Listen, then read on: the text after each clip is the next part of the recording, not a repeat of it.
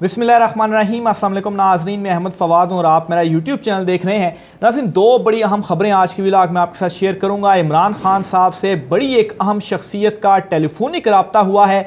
ये रब्ता किसने किया, इसमें क्या कुछ डिस्कशन हुई है और इस रब्ते के बाद कुछ अहम डेवलपमेंट्स भी हुई हैं। अहम और एक्सक्लूसिव डिटेल्स आपके सामने रखूँगा। और दूसरी तरफ नाज़रीन, पीडीएम हुकूमत के अंदर फड्डा पड़ चुका है, शदीद लड़ाई इस वक्त उठ चुकी है, ख़ास तौर पर इमरान खान साहब के मामले पर, क्योंकि कुछ लोगों की ये ख्वाहिश थी कि इमरान खान साहब को गिरफ्तार किया जाए, लेकिन ये ख्वाहिश पूरी नहीं हुई। ये मामला क्या है, हुकूमत के अंदर इस वक्त क्या जो इख्तलाफात हैं वो जन्म ले चुके हैं, क्या फटा इस वक्त चल रहा है, इस पर भी कुछ आम और एक्सक्लूसिव डिटेल्स हैं, वो भी आज की व्लॉग में आपके सामने रखूँगा। सबसे पहले तो नाज़रीन आपको बताता चलूँ कि हुकूमती इत्तेहाद में इस वक्त क्या जो फड्डा है वो हुआ है। मामला इस तरह से है कि बड़ी एक अहम मीटिंग हुई है और इस मीटिंग के अंदर मरियम नवाज़, नवाज़ शरीफ और मौलाना फजल रहमान जो हैं, इन तीनों की जानिब से ये कंसर्न और ये कहा गया है कि आखिर इमरान खान साहब को गिरफ़्तार क्यों नहीं किया गया।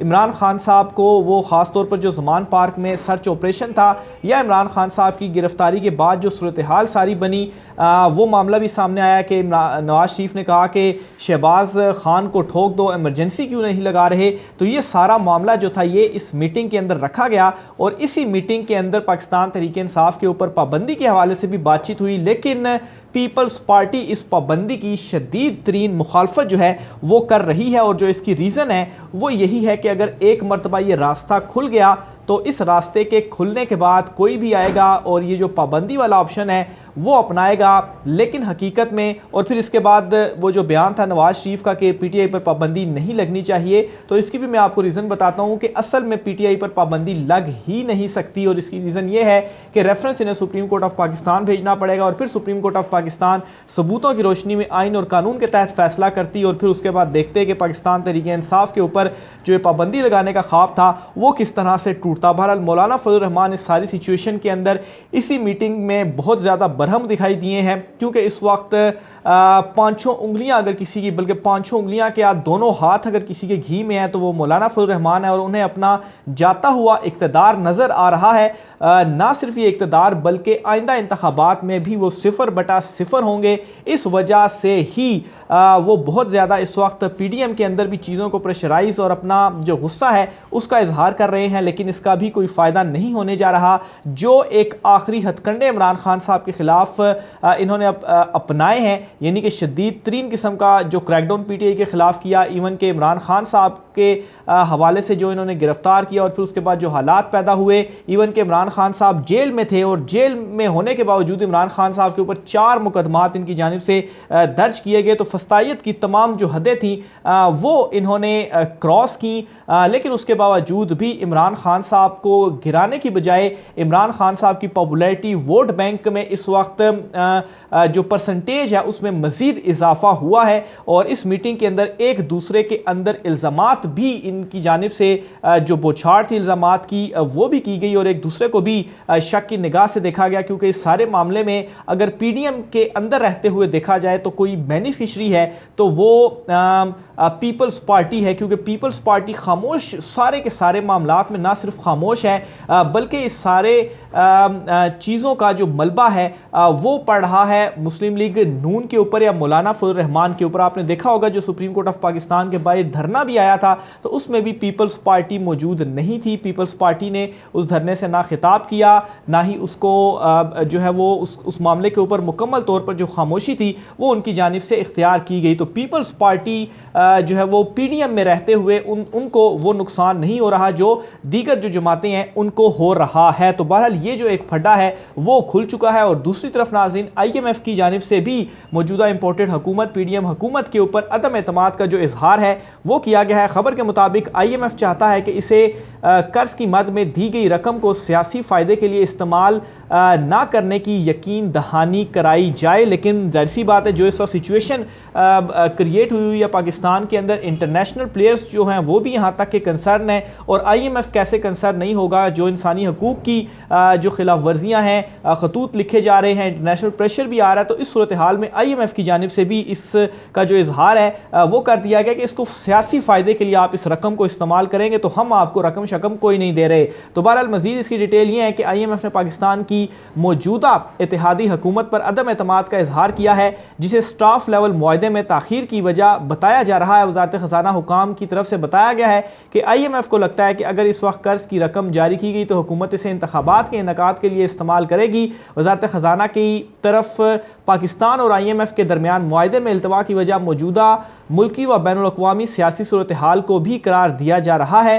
इसके अलावा पाकिस्तानी हुकाम और IMF के दरमियान स्टाफ लेवल मुआहदे के इल्तवा की एक वजह एतमाद का फकदान भी है। IMF की तरफ से एक शर्त पर यह भी रखी गई है कि कर्ज की रकम को जिस शोबे के लिए मुख्तस किया गया, इसके मुख्तस फंड्स को बजट मंजूर होने के बाद किसी मकसद के लिए इस्तेमाल ना किया जाए। बजट में ऐसे अहदाफ रखे जाएं जिनसे बाद में किसी सूरत इनहराफ ना हो सके। तो ये नाजरीन मामला IMF लेवल पर भी जो है वो उठ चुका है। इसके अलावा एक और ख़बर भी आपके साथ में शेयर करता चलूँ कि मुस्लिम लीग नून और जो पीपल्स पार्टी हैं, इनके दरमियान जो इख्तलाफात मज़ीद शिद्दत इख्तियार कर गए हैं। इस हवाले से ये ARY की खबर है, ये भी मैं आपके सामने पढ़ देता हूँ। PDM की हुकूमत में शामिल नून लीग और पीपल्स पार्टी के दरमियान इख्तलाफात की खबरें सामने आ गई हैं। ज़राए का ये कहना है कि हुकूमती पॉलिसियों पर खदशात का इजहार किया गया है। इसके अलावा नाजरीन रहनुमाओं का मौक़िफ़ है, पीपल्स पार्टी के रहनुमाओं का मौक़िफ़ है कि मरदमशुमारी पर हमारे खदशात मुसलसल नज़रअंदाज हो रहे हैं। पीपल्स पार्टी रहनुमाओं ने डिजिटल मरदमशुमारी के नताइज को भी मुस्तरद कर दिया है। तो एक तरफ इंटरनल मीटिंग्स के अंदर जो आगाज़ में मैंने व्लॉग में रखे जो इख्तलाफात हैं, फिर इसके अलावा जो मरदमशुमारी है इसमें भी जो इख्तलाफात हैं वो खुलकर सामने आ गए हैं। ज़राए के मुताबिक नाज़रीन मरदमशुमारी पर खदशात इत्तेहादियों के सामने रखेंगे। मुल्क में बदतरीन माशी हालात पर पीपल्स पार्टी अरकान की जानिब से ये जो फैसला है वो किया गया है। इसके अलावा नाजरीन पीपल्स पार्टी ये कहती है कि हम हुकूमत का हिस्सा ज़रूर हैं, लेकिन हमें दुरुस्त सिमत का तयन कराना पड़ेगा। इस मौके पर 9 मई के वाक़यात के हवाले से भी करारदाद मंजूर की गई। तो ये पीपल्स पार्टी की एक अहम जो मीटिंग थी वो हुई, लेकिन इसमें भी खदशात सामने आ चुके हैं पीपल्स पार्टी और मुस्लिम लीग नून के दरमियान। दूसरी तरफ नाज़रीन इमरान खान साहब से अहम राब्तों के हवाले से भी कुछ आपको तफसीलात हैं वो मैं शेयर करता चलूँ। तो मामला यूँ है कि साबिक अमरीकी मुशीर जॉन बोल्टन जो हैं उनकी जानिब से इमरान खान साहब से रब्ता किया गया है और ये रब्ता टेलीफोनिक रब्ता हुआ है। और इस रब्ते में जॉन बोल्टन ने कहा है कि इमरान खान साहब के साथ रवा सलूक पाक अमरीका ताल्लुकात में रुकावटों और तनाव बढ़ाने का सबब है। सिविलियंस के मुकदमात मिलिट्री कोर्ट्स में नहीं चलाने जाने चाहिए। उन्होंने कहा कि पाकिस्तान में तशद्दुद और अदम इस्तेहकाम का तसलसल किसी के मफाद में नहीं। ये जो है वो एक अहम राब्ता हुआ है। और इस राब्ते के बाद एक जो ट्वीट है इनकी जानिब से जॉन बोल्टन की जानिब से वो भी सामने आई। और इस ट्वीट के अंदर इन्होंने ये मज़ीद लिखा है कि अमरीका के पाकिस्तान में अहम मफादात हैं, मुसलसल अदम इस्तेहकाम और तशद्दुद किसी के मफाद में नहीं। पाकिस्तान के साबिक वज़ीर-ए-आज़म इमरान खान के साथ रवा रखे जाने वाला सलूक ने ताल्लुकात में रुकावट पैदा की और तनाव को बढ़ाया। आम शहरियों का मुकदमा फ़ौजी अदालतों में नहीं चलाया जाना चाहिए जहां इन्हें बुनियादी हकूक तक रसाई हासिल ना हो। तो ये नाज़रीन इंटरनेशनल लेवल पर भी जो प्रेशर्स हैं,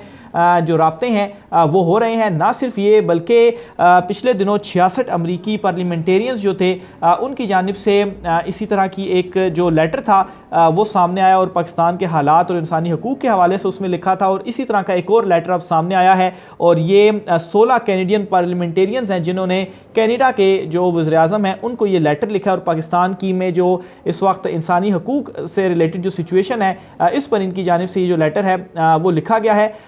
डिटेल्स के मुताबिक नाजरीन ये जो पाकिस्तान में सूरत हाल पर कैनेडियन पार्लियामेंट के अरकान का अपने वज़ीर-ए-आज़म को ख़त, तो इस ख़त में नाज़रीन की जानिब से ये कहा गया है कि जमहूरियत और कानून की हुक्मरानी के लिए जदोजहद करने वाले पाकिस्तानी अवाम के ख़िलाफ़ इंसानी हकूक़ की सरीहन खिलाफ वर्जियों को रोकने के लिए कुछ ठोस इकदाम किए जाएँ। पाकिस्तान की सूरत हाल पर कैनेडा के 16 अरकान पार्लियामेंट ने वज़ीर-ए-आज़म जस्टिस टर्नोडो को ख़त लिख दिया। कहा गया इमरान खान पर आयद इल्ज़ामात खुली अदालत में वाज़े किए जाएँ। पाकिस्तान में पुरअमन मुज़ाहिरों की इजाज़त होनी चाहिए। तशद्दुद के तमाम वाक़यात की मज़म्मत करते हैं। तो ये नाज़रीन एक इंटरनेशनल लेवल के ऊपर जो प्रेशर्स हैं वो भी, और ख़ास तौर पर फ़ौजी अदालतों में सिविलियंस के मुकदमे चलाने के हवाले से या उनका ट्रायल करने के हवाले से जो प्रेशर है वो मुख्तलिफ इतराफ़ से आ रहा है। इवन के विद इन पाकिस्तान जो बार्स वगैरह हैं, गुज़श्ता रोज़ उनकी भी लेटरिंग में नज़र से जो है वो गुजरा था, जिसमें उन्होंने भी इस मामले के ऊपर अपने जो तहफ़्ज़ात थे उसका इजहार किया है। तो ये नाज़रीन ओवरऑल जो सिचुएशन है वो चल रही है। इस वक्त हुकूमती इत्तेहाद जो है वो बहुत बुरे तरीके से फंस चुका है जो कुछ उनकी जानिब से किया गया है, और ख़ास तौर पर जो ज़मान पार्क ऑपरेशन वाला एक जो ज़मान पार्क में सर्च ऑपरेशन जो इनकी जानिब से किया गया, और उस वक्त जो सिचुएशन क्रिएट करने की कोशिश की गई आमिर मीर की जानिब से, और जो 30 से 40 दहशतगर्दों का कहा गया, तो वो मज़ीद एक जो इनका भोंडे किस्म का प्लान था वो एक्सपोज हुआ। और उस प्लान के दौरान मैंने आपको ये बताया भी था कि बुनियादी तौर पर इनको ये जो चूँकि पाकिस्तान तहरीक इंसाफ के जो मेन लीडरशिप है उनको ये गिरफ़्तार कर रहे हैं, तो इसका भी एक मकसद जो था वो कुछ अहम रहनुमाओं की गिरफ्तारी था, जिसमें मुराद सईद और जो हसन न्याजी हैं और जो फ़रूख हबीब हैं, इनकी गिरफ्तारी इनको मतलूब थी। तो बहरहाल कल ये जो सर्च ऑपरेशन या इमरान खान साहब को एक जो फहरिस्त दी गई, जिसके ऊपर इमरान खान साहब ने कहा कि सिर्फ 8 लोगों के हवाले से उन्होंने मुझे बताया, बहरहाल आमिर मीर कहते हैं जी कि 22 लोगों की एक फहरिस्त है वो दी गई है, और इस फहरिस्त में हसन न्याजी, ज़ुबैर न्याजी, मुराद सईद, आज़म स्वाति और हमाद अज़हर जो हैं, इनको मतलूब ये अफराद हैं और ये जो है वो हमको चाहिए। तो बेसिकली इन लोगों को भी